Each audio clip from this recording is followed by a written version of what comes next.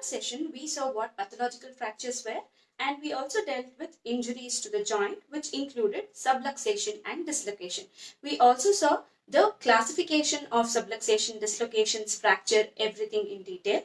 Now, today we will be moving on to Bhagna proper, that is the explanation of the topic of Bhagna as given by Acharya Sushruta in Sushruta Samhita. So now as and when we go move on in the topic of Bhagna, we can now correlate with the previous knowledge of the modern fracture and the dislocation knowledge, what we have seen in previous sessions. Now we will be able to understand what was the depth and what is that which Acharya Sushruta was trying to depict in the Sushruta Samhita. So today we will be starting on with Bhagna Nidana, that is the 15th chapter of Nidhanasthana of Sushruta Samhita. If all of you have Sushruta Samhita along with you, it could be much easier as and when I start reading through the Samhita. So today we are starting with the topic Bhagna from Sushruta Nidana 15th chapter. So now as we proceed, what does this chapter deals with? So it starts with Athato Bhagnanam Nidanam Vyakyasyamaha Yatho Vacha Bhagavan Dhanvantarihi. So with this, he starts with the explanation of Bhagna. So the very first shloka it speaks about the Nidana of Bhagna. So what does the shloka says? First I will read the shloka and further we will go on with the explanation. So first it says, Patana Pidana Prahara Akshepana Vyala Mruga Dashana Prabhratibihi Abhighata Visheshaihi Aneka Vidham Astnam Bhangam Upadishanti. So it is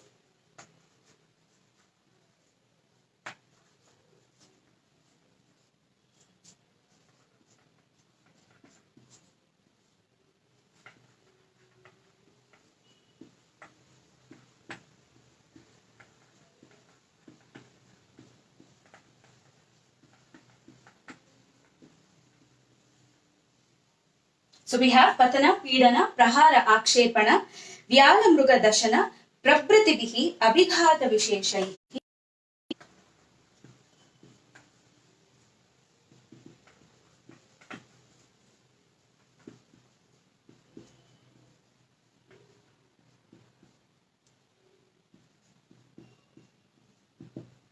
Abhighata Visheshaihi, Aneka Vidham Asnam Bhangam Upadishanti.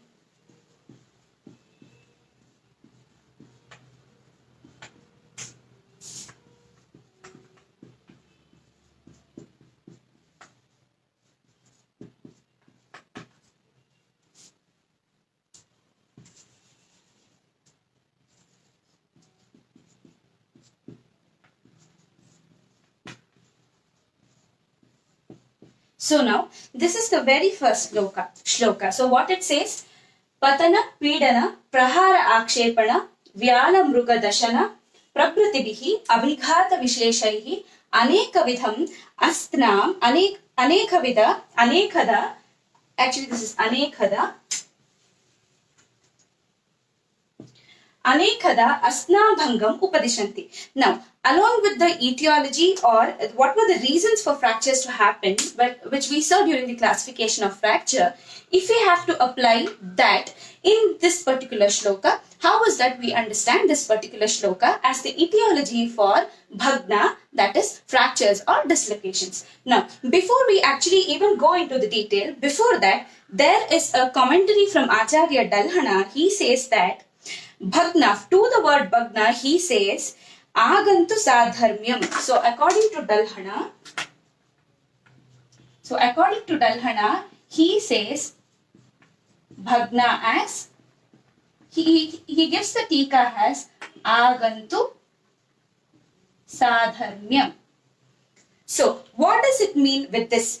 Now, we have seen that in case of fractures or in case of dislocation, whether it is traumatic or pathological fractures or traumatic or pathological dislocation, we always saw that in comparison to two, it's usually that it is because of trauma that either the fracture or the dislocation happens. and pathological fractures also happen, but the ratio is much lesser as compared to the traumatic ones. The same thing is what is told here. So what is Dalhana says, Acharya Dalhana says, he says Bhagna is as agantu sadharmyam. By this, what we can infer? We can infer that usually Bhagna happens because of external factors.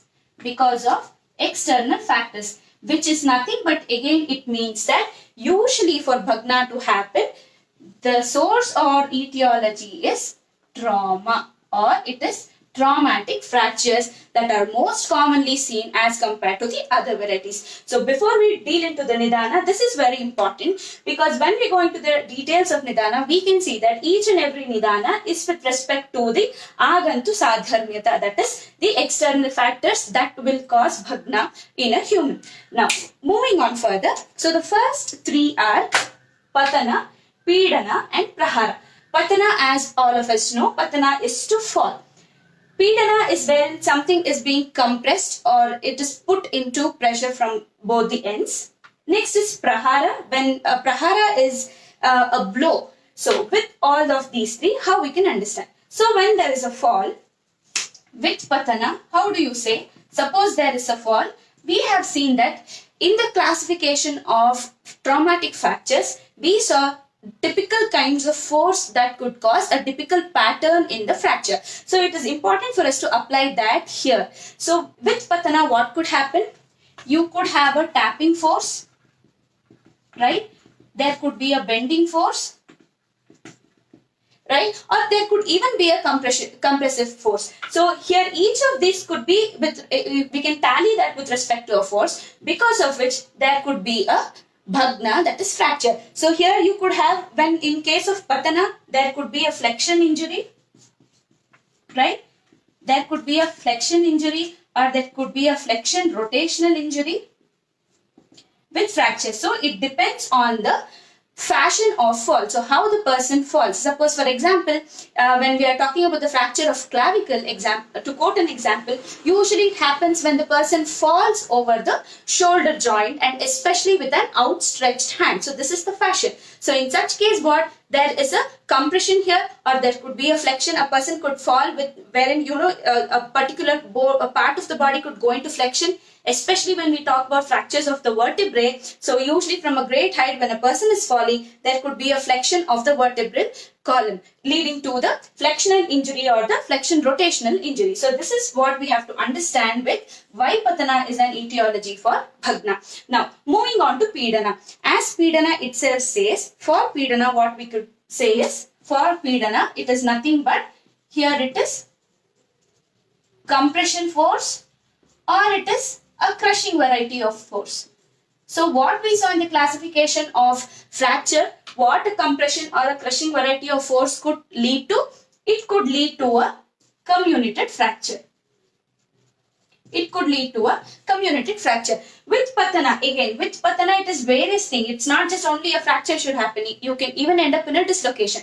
But this is the etiology behind it. With this, you could have either a transverse fracture, or you could end up here with Patana. You could also have a combination of Pidana, and you can end up with a comminuted fracture or a spiral fracture. But with respect to the word Pidana, here it means that Pidana is to exert force to make, where a pida is created. So, or you are squeezing enough. So, in an action where there is a squeezing kind of outcome, that could lead to a compression force or a crushing force, because of which there could be a comminuted fracture. Now, next is Prahara. Prahara is blow. So, it could be with any metallic instruments, or it could be using the hand. So, because of Prahara, again, we can have what kinds of force? It could be a tapping force. Again, it could be a flexion injury or a flexion rotation injury, and all such are the examples of Prahara. Okay. Next, moving on to Akshepana. Now, what does Akshepana means according to the Tika? What does Akshepana means according to Tika is Akshepanam iti Atishayena Chalanam. So according to Tika, Akshepana is Atishayena Chalana. This is what is told by Acharya Dalhana. So what does Atishayana Chalana do? When we were studying, for example, wherein it is excessive, either the flexion or the extension. For example, to quote, it is an attempt to correlate. I am not saying it is the exact way. So this is my interpretation on how to understand the individual nidanas in understanding the fracture. So suppose if there is a different ideology for this, I would really request everybody to share your views so that we get to know more knowledge on this topic. So in case of whiplash fracture, where we saw when we dealt with fractures with with particular names or with a particular fashion. So then we saw whiplash injury that usually occurs in the cervical vertebrae because of a sudden an exaggerated flexion and extension. I also said it is usually seen in small kids or infants when in the act of play or making them laugh, when you have to shake without your knowledge, the neck portion gets hyper flexed, or it could be overly flexed, and it could get hyper extended. In such case, that could lead to the fracture of the cervical vertebra. So here I think this could be correlated with those kinds of fractures because of an akshepana etiology. So it's just one example to quote. We could suspect that this is throwing light on such a fracture. So like this, wherever the fracture or the bhagna happens because of atishaya chalana, there akshepana becomes the etiology. Next thing is vyalamruga dashana. So this could be very rare in the present times, but in the olden ages, obviously, vyalamruga dashana was common. That is, people used to travel, or they had to use the forest paths for various travels. So in the course, there would be vyalamruga dashana. To correlate this to current, classification as what we saw, what could vyalamruga dashana be correlated to? It could be correlated to a compound fracture. Now, why compound fracture? That too, in compound fracture, we saw that there are two types, that is internal compounding and the next one is external compounding. Here, what could it be? It could be again an example for external compounding fracture. Why? Because when there is vyalamruga dashana, what happens? First, the skin, the integrity of the skin is torn. Then you have, the muscles and the muscular layer that are disrupted. And then in the force, vyala and mruga, obviously they are more, hefty than the human body. So in such a case, suppose, vyala or the mruga, suppose a tiger falls on you, or when you have to impact a tiger. So in such case, you could end up with a fracture. So that could be an external compounding fracture. So instead of leaving this particular part as not suitable to the current time, we could say that we could think much more on this aspect and equate this to an example of the etiology for an external compounding fracture. Next thing is prabratibihi abhighata visheshaihi anekada asnam bhangam upadishanti. Now for prabratibihi, what is the tika? He says prabrati grahanat balavad vigrahanat avaroda vishesheha. Prabrati grahanat balavad vigrahanadinam avaroda vishesheha. So suppose a very lean person is being held with a somebody with a well body built person. So obviously in the course, suppose Balavan Parusha, he holds the hand and he just pulls it out. I could end up with a dislocation of my shoulder joint. So that is nothing but Balavan Vigrahana. So from Prabratibihi, the tika, what they say is in any etiology wherein the fracture occurs because of a heavy external force acting on the body, which our body is not able to tolerate. So we saw that every bone has its own force that it can sustain. So beyond that, when there is an external force, the bone renders itself to a fracture or dislocation. So with this prabratibihi or balavad vigrahana, what we could infer is that not just when a hefty person holds a lean person and squeezes him, or pulls him out,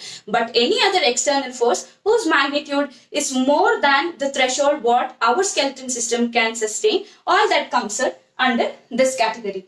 Next is abhighata visheshahi. Now why this is important? All of these are just few examples. Is it that only under these few examples fracture occurs? Not at all. We could give many other examples too. Suppose in the current era or even before, there is a bullet injury. Won't this cause an external compounding fracture? That it could also cause an external compounding fracture if it enters, enters the skin, the muscle, and it also disrupts the periosteum and enters the, it disrupts the bony tissue. Even that could be a reason for the fracture to occur. So that comes under abhighata visheshaihi. Another example is, for example, again we saw the example of chance fracture. Right? Chance fracture. What is chance fracture? I told you that it is a seat belt fracture when due to inertia, when the vehicle, when there is a road traffic accident, especially when the vehicle stops abruptly, your body is in inertia and it tends to move further. So in such case, what happens? The seat belt, the transverse belt, what happens? It moves through the skin, through the muscle, and it cuts through the vertebra. So that is a chance fracture. So here, these are all other etiological factors or fashions in which a person could end up with fracture. So Acharya, what does he want us to understand? That is, these are just few examples of what could be quoted, and these are said because we get to know few examples and we can correlate the same with respect to other abhighata vishesha. So because of all this and abhighata vishesha, various other types of abhighata, what happens? Anekhada astna bhangam upadishanti. So here again, it's another important thing, the word anekada. So why the word anekada? Now we saw that, for example, in the fracture classification, we have traumatic, we have pathological. Under traumatic, we have again various types based on the fashion. We have transverse, spiral, oblique, comminuted, segmented, etc. Suppose we took the classification of dislocation, like how we saw in the previous class. So we again had classification as traumatic, pathological. Under traumatic, again we had what? We had different classifications again. So it was acute traumatic dislocation, we had old unreduced dislocation, we had frequent dislocations, and other thing was, last one was the fracture dislocation, recurrent dislocation and fracture dislocation. So from this, what we can understand is that the type or the fashion in which a bone could break is, it varies with respect to the force, fracture force, or the external force that is acting on it. So based on that, based on aneka abhighata vishesha nidana, we could find anekadam astana bhangam upadishanti. The asti could be subjected to bhagna or breakage, that is bhanga, in different forms. That is anekada asna bhangam upadishanti. So this is what is very important when we go through the nidana of the very first shloka of the 15th chapter of Nidana Sthana. So this says the etiological factors. Instead of blindly by hearting the entire shloka as Patana, Pidana, Prahara, and blindly assuming the exact meanings of, because of fall, because of compression, because of blow, I think we could go a much more, we can use the other knowledge in our store to understand what is the meaning or the meaning in depth under or behind each of these words. So I think this aspect is clear. So we have completed the first shloka, that is Nidana. Now we will move further.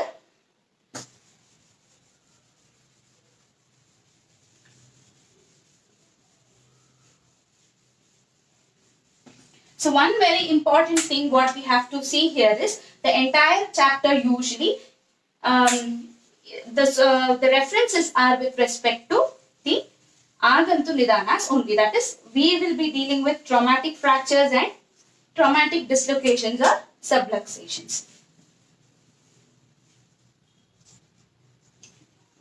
And we could consider wherever in the places, where Asti Dhatu is involved, when we are studying other pathologies, maybe we could infer when we are reading through the other chapters or adhyayas. Suppose we come across, I will try to put it across. So in such cases, we could consider that the Acharya is referring to what is something we read as pathological fractures. Now, next moving further, the next shloka is on the types. Now, according to Sushruta Samhita, what are the types of Bhagna? So first I'll read through the shloka. So he says, Tatra Bhagna Jatam अनेकविधम् अनुसर्यमाणं द्विविधमेव उपपद्यते सन्धिमुक्तं काण्डभग्नं च इति. So तत्र भग्नजातं, so we have तत्र भग्नजातम् अनेकविधम् अनुसर्यमाणा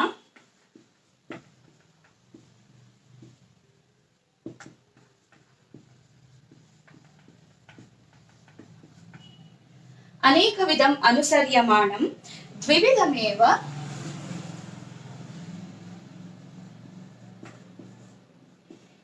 द्विविधमेव उपपद्यते.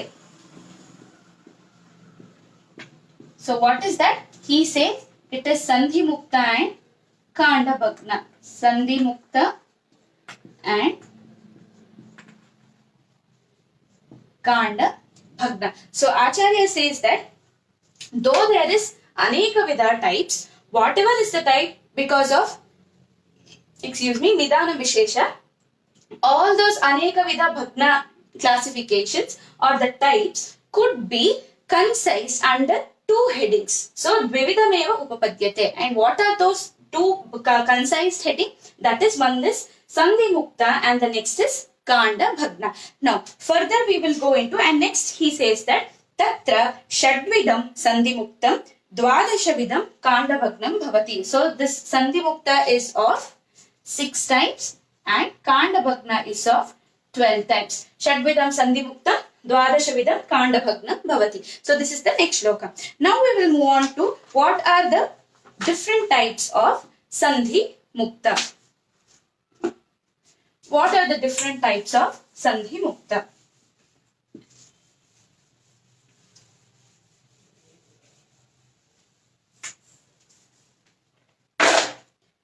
Okay. So now we will be dealing with sandhimukta, which is one of the classification of Bhagna. So what are the 6 types of sandhimukta? Tatra sandhimuktam utpishtam vishlishtam vivartitam avakshiptam atikshiptam tiryakshiptam. So you have UVV and AAT. So what are they? It is utpishta. After utpishta we have vishlishta and vivartita. Vishlishta, vivartita, and next we have, and the next 3 I'll write it later. So first we have utpishta, vishlishta and vivartita.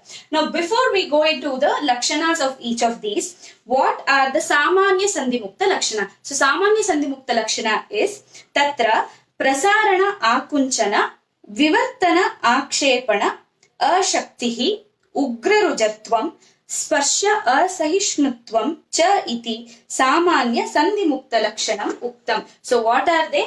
It is tatra, it is prasarana,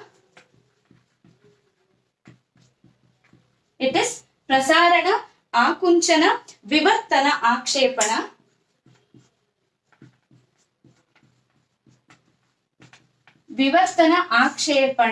ashaktihi उग्ररुजत्वम. आशक्तिः उग्ररुजत्वम, स्पर्श असहिष्णुत्वम,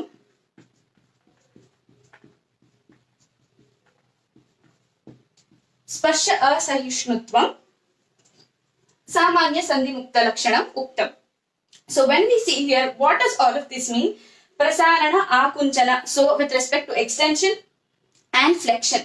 Vivartana, akshepana, suppose it is supination or pronation. Vivartana, akshepana is what we saw in the previous as a nidana was atishayena chalana. So what does atishayena chalana means? Suppose you have to use a particular limb with respect to a particular joint, you know, atishayena chalana, a rigorous movement of that particular limb, that is ashaktihi, the patient who has undergone sandhi moksha. Sorry, this is with respect to sandhi moksha, so it does not involve the shaft part, it is with respect to the sandhi. So whatever, suppose we have, you know, we have to go for flexion and extension of the elbow joint or the wrist joint, this atishayena chalana is not possible. So we have prasarana, akunchana, vivartana, akshepana, ashaktihi. of whichever the joint which has has undergone sandhi moksha. And what is there? Ugra rujatvam, sparsha asahishnutvam. Now suppose we go back to the clinical features what we saw in the previous session. What all of them said, that there will be swelling, and usually all dislocations are very painful. So what we have here, ugra rujatvam. Why? Because we saw that what were the three main reasons of that tenderness in any dislocation? There is muscle spasm, the joint integrity itself is lost. These are the two reasons what we saw. Because of that, there is ugra rujatvam, and also the tissues are injured. That is why there is ugra rujatvam. Sparsha asahishnutvam. Sparsha asahishnutvam refers to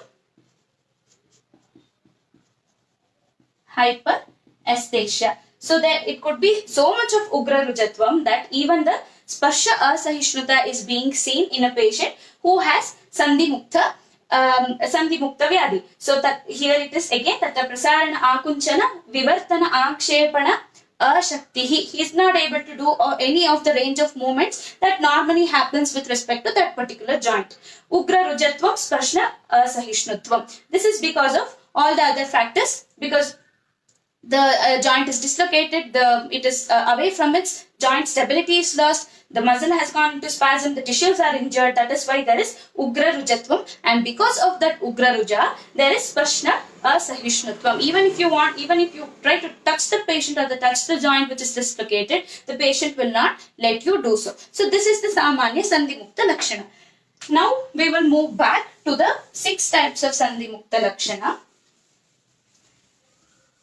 So that is, first is utpishta, vishlishta, and next is vivartita. So with utpishta, what is the shloka that Acharya says? So he says utpishta as tatra utpishtam vaisheshikam tu utpishte sandha ubhayatah shofo vedana pradurbhavo. So starting, I am not writing, I am just writing the main words. So vaisheshikam tu utpishte. So he says sandha ubhayatah shofo, sandha ubhayatah shofo, vedana pradurbhavo, vedana pradurbhavo, visheshatascha nana prakara vedana, ratri samaye pradurbhavanti, ratro pradurbhavanti. So you have nana prakara vedana during the ratri. So this is the vishesha lakshana of utpishta. So here what we can say is that sandha ubhayatah shofo, vaisheshikam tu utpishte, sandha ubhayatah shofo, vedana pradurbhavo, nana prakara vedana, ratro pradurbhavanti. So here for the word utpishta, the tika given is churnita. So the tika given is churnita. Now with this particular thing, what could be inferred that what Acharya is referring to as utpishta kind of sandhimukta lakshana. So we saw two things where churnita can be correlated. One is in case of fracture dislocation. Suppose you have dislocation that is associated with fracture. Another important thing is, yesterday in the last session we saw something called as an osteochondral fragment. That is when when the ligament is being injured, or when there is dislocation, usually when the two articular surfaces are in contact, so during the friction, a portion of the articular cartilage, it gets chipped off, as an osteochondral fragment, and that remains inside the joint space. And we said that could create problem even if the joint is reduced. So with the word that is churnita, we could infer that, because we also have sandha ubhayatah shofo as another indication in the shloka. So with all of these, what we could infer is that maybe utpishta we could correlate. It is not a direct correlation. So maybe we can understand this particular shloka as maybe where there is a dislocation along with an osteochondral fragment, chipped off osteochondral fragment, because we have utpishta as a thika which says that it is churnita. Or it could also be a fracture dislocation, wherein along with the dislocation, you have the churnita variety of fracture. So both of these could be a meaning to this particular shloka. So this is just an attempt to understand the shloka in this particular way. The next one is Vishlishta. So when we move, this is Utpishta. Next we move on to Vishlishta. So what does Vishlishta means is Vishlishte Alpashofo Vedana Sakyatyam Sandhi Vikriyacha. So it is, he says, Alpashofo Vedana Satatyam, and he says there is Sandhi Vikriya. So to Sandhi Vikriya, what is the tika is Madhya Nimnatvam. So here it is Madhya Nimnatvam is the tika given to Sandhi Vikriya. So here what could we say? It is, there is Alpashofa, there is Vedana. Vedana is a common factor in all of them. And here Sandhi Vikriya. Maybe in the previous one we left out, that is Nana Prakara Vedana Ratro Pradurбhavanti. So here, suppose if it is, both these cases, whether it is an osteochondral fragment or whether it is, Churnita variety along with, in case of fracture dislocation, obviously the Vata Vriddhi is more. So maybe we could expect that in the Vata Kala, the Ruja is increasing in the Ratri. That is how we could think of this. Then now the next one, that is, we have the Vishlishta. Alpashofo Vedana Sakyatyam Sandhi Vikriyacha. So here I think we could correlate this particular to a case of subluxation, wherein too much of joint integrity is not hampered. You do not have too much of injury to the underlying, to the surrounding cartilage, the ligaments, etc. So only there is slight movement of one of the bones, but it is still in contact with the articular surfaces. The two articular surfaces are in contact, as we saw in last session. So because of which there is Alpashofo Vedana Sakyatyam, and because of such a kind of subluxation, there could be Sandhi Vikriya, Madhya Nimnatvam. So Vikriya is not that it is not Kriya Hinata, the tika it is Madhya Nimnatvam. Maybe because of the subluxed position, you could on palpation maybe Nimna Bhava is elicited in such a place, because of, as a result of which this particular shloka could be understood with the explanation of subluxation. So this could be taken as a subluxed joint. So here it is with respect to, you can take it as fracture dislocation or dislocation with osteochondrial fragment. So this is Utpishta. So we saw Utpishta, we saw Vishlishta. Next is Vivartita. Now what is Vivartita? Vivartitetu Sandhi Parshvapagamanam Vishamangata Vedanacha. So here,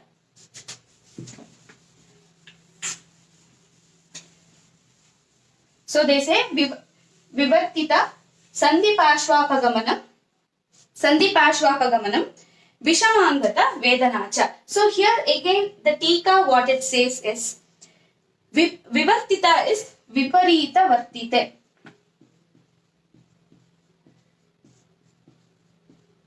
So Vivartitam iti Viparita Vartite. Next is, the next tika is Sandhi Samshrayoho Astna Vyavartanam Parshvagamanam Vishamangata. So again, Sandhi Samshrayoho, suppose this is the two Sandhi Samshrayoho Astnam Vyavartanam. So suppose there is a twisting force that is acting here. So here what, by Viparita Vartana, what we can infer? Vivartana is this.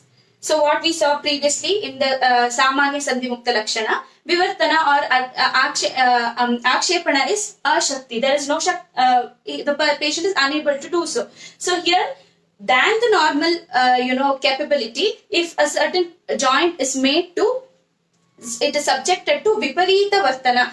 Suppose, so with that what we can infer is that there is a twisting force acting here.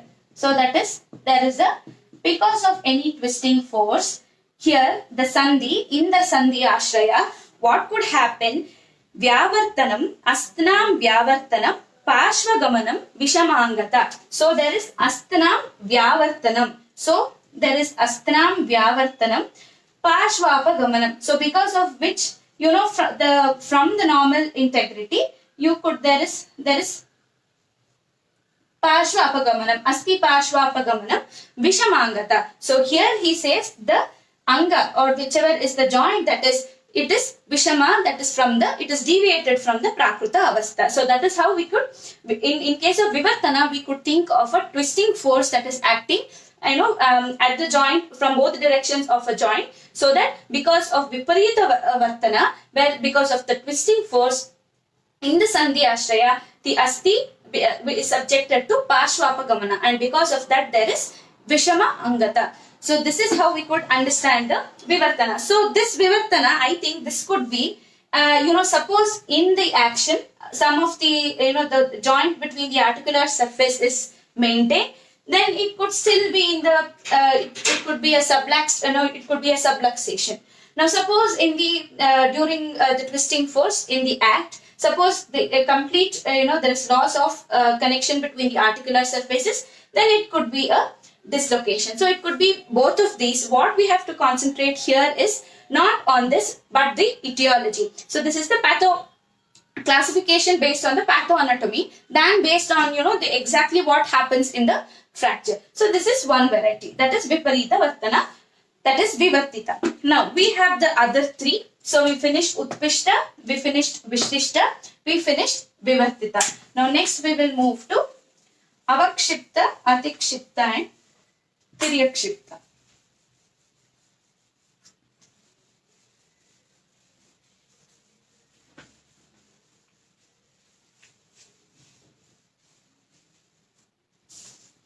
Now further we will move on to Avakshipta, Atikshipta and Tiryakshipta. So next is AAT.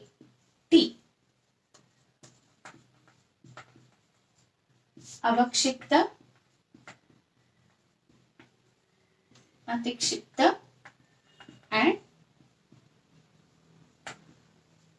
Tiryakshipta. Now, what is the explanation for Avakshipta? So, for Avakshipta, Acharya says, Avakshipte Sandhi Vishlesha Tivra Rujatvam Cha.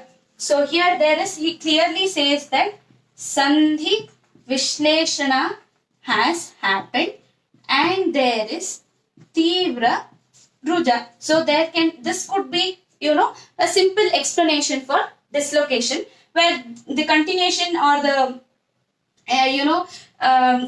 the continuation or the contact between the articular surface is lost, and the Sandhi from its Prakritika Avastha has rendered itself to Vishlesha, or it is Vishleshana because of an Agantuja Nidana. So here Sandhi Vishleshana Tivra Rujatvam Cha is nothing but Avakshipta. So this we can think of a simple explanation of dislocation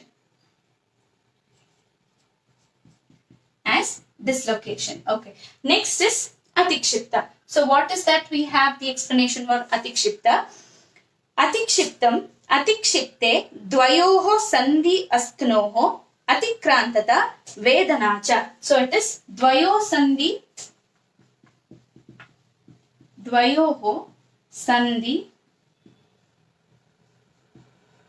Astnoho Atikrantata. So there will be Dvayoho Sandhi Astnoho Atikrantata Vedanacha. And there is Vedana. So with this, what it means is, for Atikrantata, the tika is, for Atikrantata, the tika is Duragamanam. And next, for the word Atikshipta itself, it says that the tika says it is Duram Gato Sandau.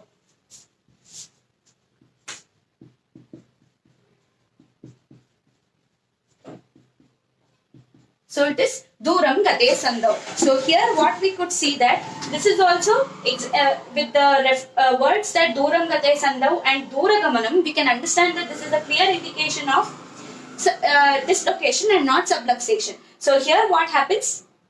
In Atikshipta, Dvayoho Sandhi Astnoho Atikrantata Vedanam Cha. So here in Vivartita, previously we saw that there was, it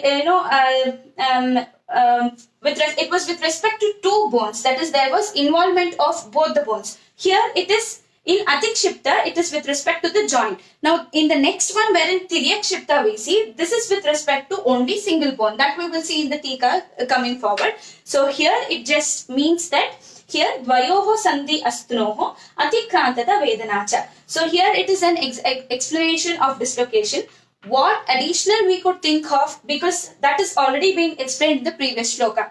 So suppose if this is being told, what additional we could think of is, suppose in the same anatomical position, there could be more than one dislocation. Suppose, for example, when there is a fall on shoulder girdle, you could have a dislocation. And for example, acromioclavicular joint could get dislocated, and you could also, the glenohumeral joint also could get dislocated. So maybe this shloka indicates wherein dvayoho sandhi asnoho atikrantata vedanacha. Suppose, for example, in a polyaxial joint, in cases of polyaxial joint, when we have dislocations, maybe it is referring to, the sandhi bhaga, when the sandhi is being displaced off from each other, is being mentioned in this particular shloka of Atikshiptata, wherein dvayoho sandhi astnoho atikrantata vedana, and atikrantata is both the sandhi has dura gamanam. So that could be in case of a dislocation of a polyaxial joint. Now next, moving to what is Tiryakshipta is. So for Tiryakshipta, what Acharya says is, Tiryakshipte tu eka asti pashvapagamanam atyartha vedanacha iti. So Tiryakshipte tu eka asti pashvapagamanam. So you have just eka asti pashvapagamanam, eka asti pashvapagamanam, and you have druja. So there is atyartha vedana. So this is also a case of dislocation itself, but here in Vivartita we saw that both the bones would have moved. So suppose it was like this, because of the torsion, because of the twisting force, maybe it could be like this, where both the bones were involved. In case of Tiryakshipta, suppose this is the normal anatomy of the bone. Because of some force, it is just one bone that is deviating.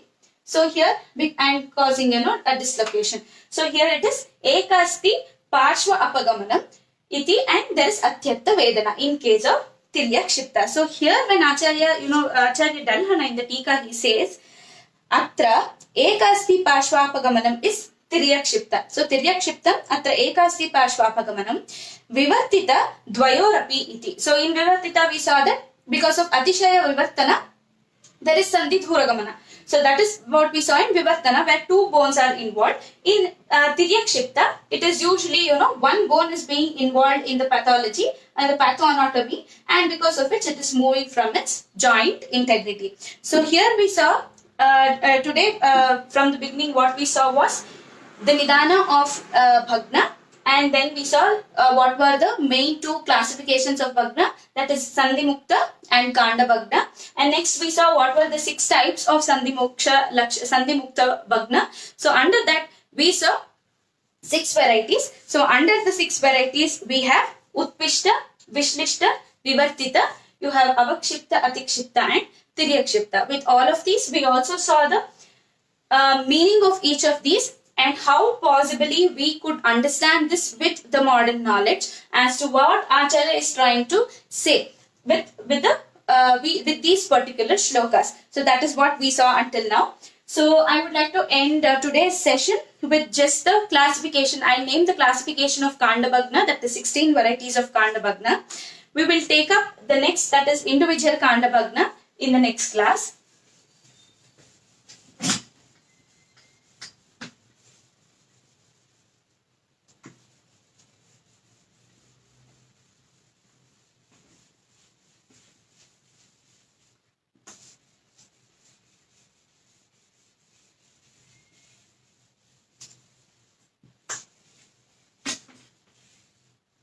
Okay, so we have 12 types of kandabhagna. This is just with the naming, so I will just show it with the mnemonic, and then we'll end this session.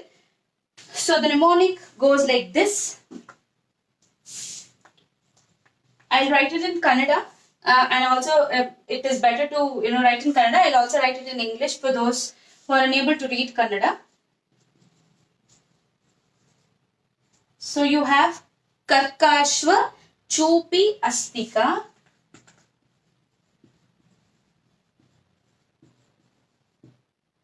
Then Majjati Vakra, Chi, Pa and Spu. So it is Karkashva, Chupi, Astika, Majjati Vakra, Chi, Pa, Spu.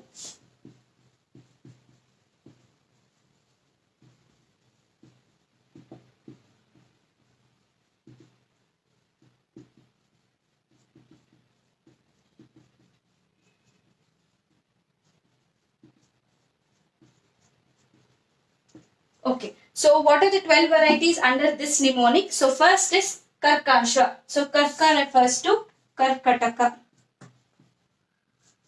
Okay, next is Karka Ashwa. So Ashwa refers to Ashwakarna. Okay, Karkataka, Ashwakarna. Next is Chu and Pi. So for Chu you have Churnita. For Pi we have Pichita. So Karkashva, Chupi, we finished. Next is Astika. For Asti you have, for this, I'll write it here, it is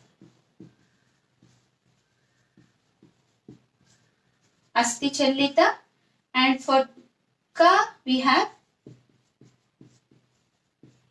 kandabhagna. So Karkashva, Chupi, Astika, Karkataka, Ashwakarna, Churnita, Pichita, Asti, Asti Challita, Ka for kandabhagna. Next is Majjati Vakra. So Majjati goes for, I'll write it here.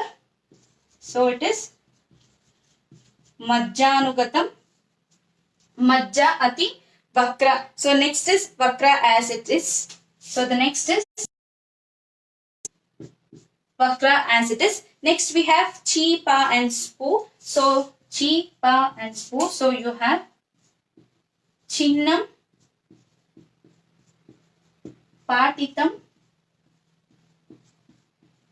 and Sputitam. So here we got all the 12 varieties of kandabhagna. So first one we have Karkatakam, Ashwakarnam, Churditam, Pichitam, Asti Challitam, Kandabhagnam. Next we have Majjanugatam, Vakram, Chinnam, Patitam, Sputitam. Did we miss one? Karkashva, Chupi, Astika, Karkatakam, Ashwakarnam, Churnitam, Pichitam, Asti Challitam, Kandabhagnam. Yeah, Majjati. So we have missed one here. So Majjati. Here it is Atipatita. So before Vakra, so here you have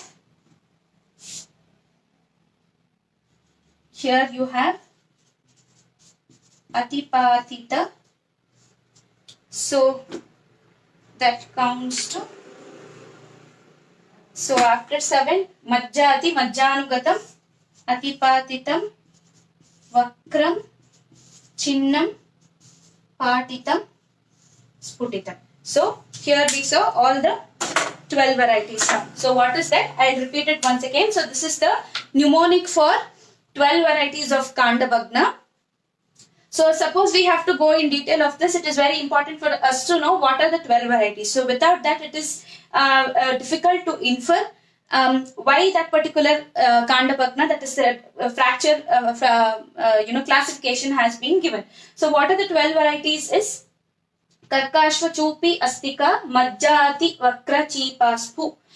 So Karkashva goes for Karkataka and Ashwakarna, Chupi for Churnita, and next one is for Pichita. Astika, it is for Asti Challita, and Ka for Kandabhagna. Majja for Majjanugatam, Majjati Ati for Atipatita, Majjati Vakram, Vakram for Vakram itself, Chi, Pa, Spu, Chi for Chinnam, Patitam and Sputitam. So these are the 12 varieties of kandabhagna that is being given by Acharya Sushruta.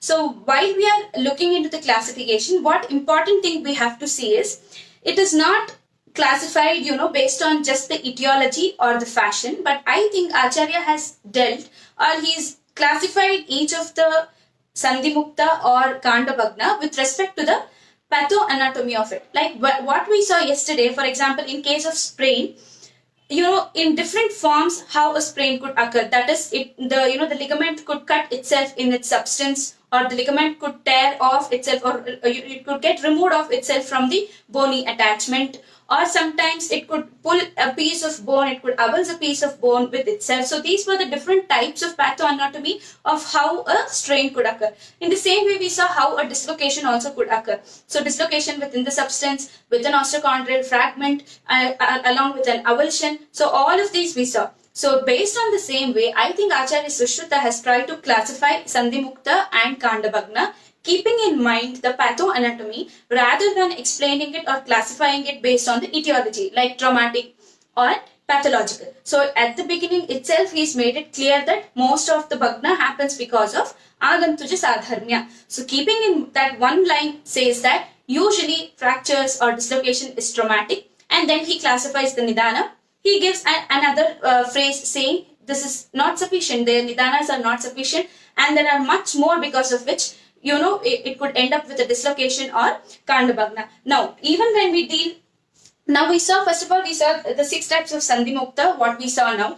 So each of them were trying to explain a fashion of how, a particular fashion, how a dislocation or subluxation could have occurred. So in the same way, when we move in the next session, about the 12 varieties of kandabhagna, here also the entire classification is again based on the pathoanatomy classification, what is given by Acharya Sushruta. So with this, I would like to conclude today's session. I would like all of you to kindly note that both the sessions of Monday and Wednesday of next week will not be telecasted or conducted. The lessons will be, or the sessions will be continued again from the coming week. Sorry for the disturbance, or for what I'll not be able to take classes on the next week. Sorry for the inconvenience. With this, I would like to end today's session with the prayer. Om Namami Dhanvantarim Adidevam Surasurair Vandita Pada Padmam Loke Jararubhaya Mrityunasham Dataramisham Vividaushadhina. Om Shanti Shanti Shanti.